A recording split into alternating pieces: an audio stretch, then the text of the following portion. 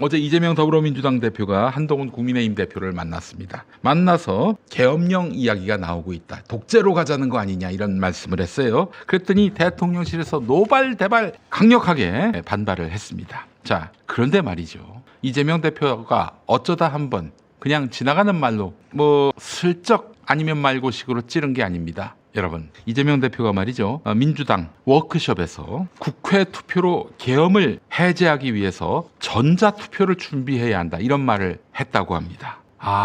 이 무슨 얘기냐? 여러분, 계엄령이 선포된다 하더라도 국회가 과반수로 그 계엄을 해제할 수 있습니다. 즉각 해제할 수 있습니다. 자, 그런데 말이죠. 그것 때문에 지금 민주당 의석만 170석이 넘는데 그거 당연히 곧바로 지체 없이 해제하겠지. 가만히 앉아서 기다리겠느냐. 가만히 앉아서 당하고만 있겠느냐. 이렇게 말씀하시는 분들이 있더라고요. 여러분, 계엄령이 되면요. 해제되는 순간까지 모든 걸 다 할 수 있다. 이 점에 우리가 유념해야 합니다. 무슨 얘기냐? 국회의원들, 민주당 국회의원들을 간첩이랍시고 잡아다가 감옥에 쳐넣으면 회의 어떻게 합니까? 회의 못 하잖아요. 그러고도 남을 윤석열입니까? 아닙니까? 그러고도 남을 윤석열이죠. 그렇기 때문에 계엄령이 선포되고 해제가 되지 못하도록 초유의 야당 의원 체포를 할 가능성이 있습니다. 체포가 됐는데 어떻게 회의를 엽니까? 그리고 과반수잖아요. 다수결이 아니라 과반수입니다. 150석 이상 동의를 얻어야 계엄령이 멈춥니다. 그래서 지금 민주당 의원, 하다못해 개혁신당 의원들까지 192석이 야당 의석 아니겠습니까? 한 50명 잡아다가 체포하면은 회의 못 열어요. 회의 못 엽니다. 계엄령이 선포되면요. 쉽게 말씀드리겠습니다. 행정부와 사법부가 통폐합됩니다. 그러니까 행정부가 사법부를 먹는 거예요.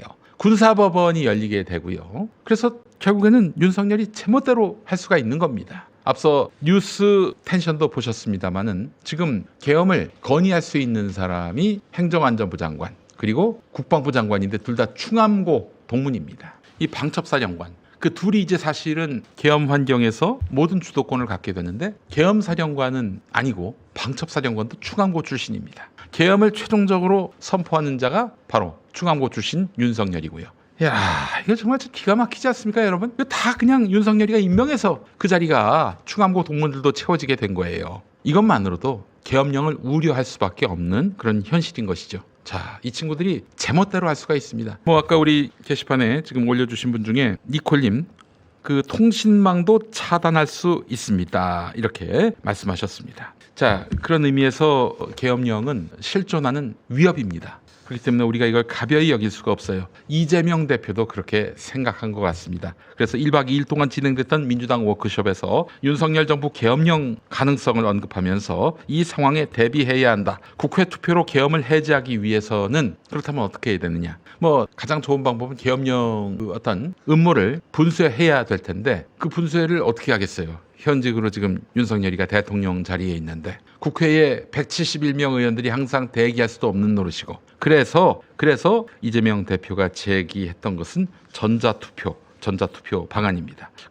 전자투표로 하게 되면은 그런 일들이 과거에 있었나요? 초유의 일이죠. 사실 근데 이런 식의 계엄령으로 야당 의원들 체포하겠다는 꿍꿍이가 사실이라면은 대비해야 마땅한 것입니다. 사실 그 자리도 압니다. 대통령실이 어제 이재명 대표가 계엄령 걱정을 하니까 완전한 괴담이다. 거짓말이다. 그렇게 할 생각도 없다. 이렇게 얘기를 했지만 그거 어떻게 믿어요? 그리고 이미 조현천이가 작성한 것으로 알려진 계엄령 시나리오 거기 보면은 국회의원들의 체포와 구금을 통해서 이 국회가 계엄령을 멈춰 세울 그런 액션을 취하기 전에 그들을 붙잡아 둬야 한다. 이런 계획이 담겨 있어요. 헌법 77조를 완전히 분쇄하려고 했던 것이죠. 전시 사변이나 이에 준하는 국가 비상사태에서 질서 유지가 필요할 때 대통령이 군대를 동원해서 치안 사법권을 유지하는 조치긴 하지만 국회 제적의원의 과반 찬성으로 150석 이상으로 계엄 해제를 요구할 때는 대통령은 계엄령을 해제해야 한다.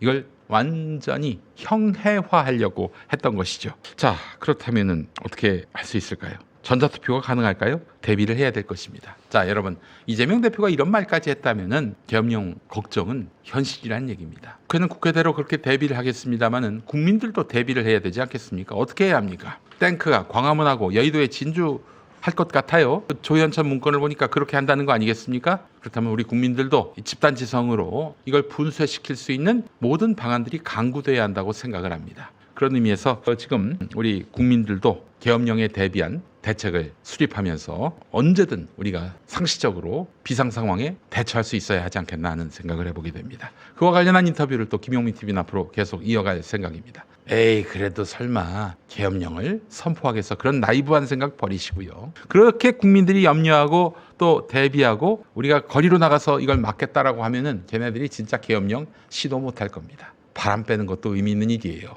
자, 여러분, 상황이 심상치 않습니다. 돌아가는 상황을 보니까 오늘 국회 개원일인데 몇 달 만에 개원입니까? 윤석열이가 안 온다는 거예요. 안 오는 이유가 뭐겠습니까? 국회를 개무시하는 것이고 앞으로도 무시할 것이고 국회 없는 정치를 하겠다는 얘기입니다. 국회 없는 정치가 가능하냐? 가능했죠. 1980년 5.17 비상기엄 기억하시죠? 김대중 대통령이 잡혀가고 문익환 목사님 등이 또 잡혀갔던 그때 국회는 기능이 정지됐고요. 국회를 대신할 입법기구가 생겼죠. 바로 그게 국보위입니다. 전두환이가 의장이었던 국보위였어요. 그 상황이 현실 앞으로 다가오고 있는 것 같다. 이 가을이 그래서 대단히 비상하다. 이 말씀을 드리고 싶습니다. 자, 김용민 브리핑 오늘 순서를 모두 마무리하겠습니다. 저는 내일 다시 돌아옵니다. 감사합니다.